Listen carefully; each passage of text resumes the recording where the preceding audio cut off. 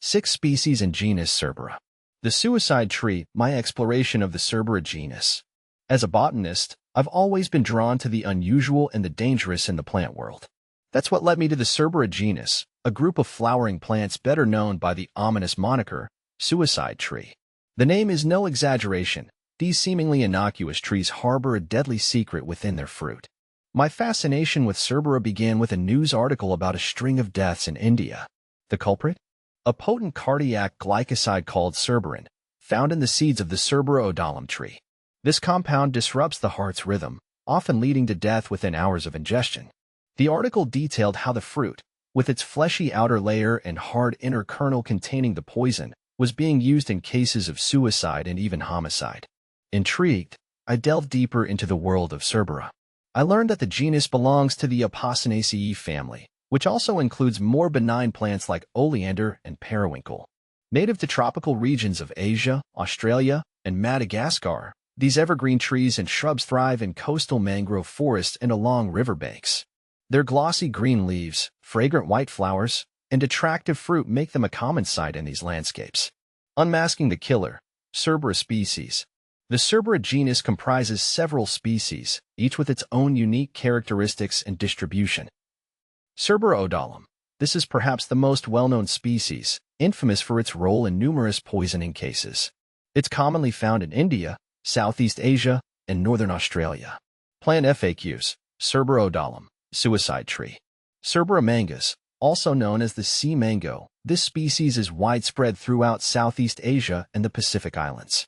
Its fruit resembles a small mango, but contains the same deadly toxin. Cerbera floribunda. This species is native to Australia and is commonly known as the cassowary plum.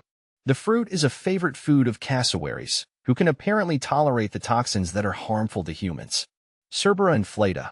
Found in Australia and New Guinea, this species is characterized by its inflated fruit, which helps it disperse seeds via water.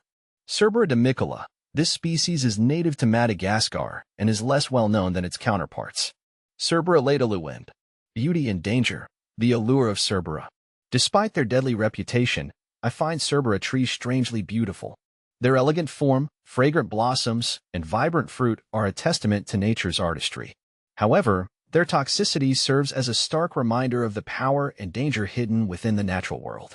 My research on Cerbera has taken me from dusty libraries to lush botanical gardens, where I've observed these plants firsthand. I've examined their leaves, flowers, and fruit, marveling at their intricate structures. I've also spoken with local people who live alongside these trees, learning about their traditional uses and the precautions they take to avoid accidental poisoning. In some cultures, Cerbera has been used for medicinal purposes, with extracts from the leaves and bark employed to treat various ailments. However, the high toxicity of the plant makes its medicinal use extremely risky. The importance of awareness. My work on Cerbera has reinforced the importance of public awareness about plant toxicity.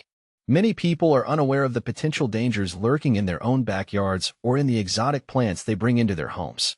Education is crucial to preventing accidental poisonings and ensuring the safe use of plants for medicinal or other purposes. As I continue my exploration of the Cerbera genus, I'm driven by a desire to understand the complex interplay between beauty, danger, and human interaction with the natural world. These trees, with their deadly secret, serve as a powerful symbol of the respect and caution we must exercise when dealing with the forces of nature.